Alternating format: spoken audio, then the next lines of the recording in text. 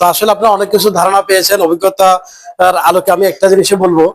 আমি এভারগ্রিন হাসপাতাল পরিদর্শন করেছিলাম। তো আমি আসলে যতটুকু দেখেছি, চকরিয়া যে হাসপাতালগুলো রয়েছে অনেকগুলো অনেক পুরাতন হাসপাতাল, তাদের ইনস্ট্রুমেন্ট গুলো পুরাতন।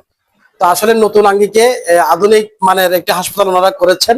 আমি দেখেছি সবগুলো নতুন মেশিন ওনারা ক্রয় করেছেন, যেগুলো কয়েক কোটি টাকা ওনারা ইনভেস্ট করেছেন।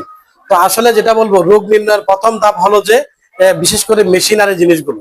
তো ওনাদের মেশিনারি জিনিসগুলো সবগুলো পরিপূর্ণ এবং আধুনিক মানের, যেগুলো আমরা চট্টগ্রাম এবং ঢাকা শহরে গিয়ে পেয়ে থাকি। সম্পূর্ণ মেশিনগুলো ওনারা এনেছেন এবং অভিজ্ঞ ডাক্তার ওনাদের এখানে রয়েছেন। আরেকটা জিনিস আমরা যেটা দেখেছি, এখানে যেগুলো বিশেষ করে মায়েদের সিজারিয়ান অপারেশন করে অনেক হাসপাতালে, ওনারা ওই বিশেষগুলো মাতৃত্বকালীন বিষয়গুলো ওনারা মাথায় রেখে ওনাদের টোটাল এই বর্তমান আমরা দেখেছি ওনাদের যে সেবার মান, ওনারা এখানে সিজারিয়ান অপারেশন তেমন হয়নি, শুধুমাত্র একটি করেছেন। আর 200-এর অধিক ওনারা বিশেষ করে এই নর্মাল ডেলিভারিতে ওনারা করেছেন। তো আর সবগুলো স্বল্প খরচের মধ্যে আধুনিক মানের ওনারা পরিষেবা ওখানে দিয়ে যাচ্ছেন। কেবিন গুলোতে ওনারা ন্যূনতম নামমাত্র ওনারা একটা ফি নেন।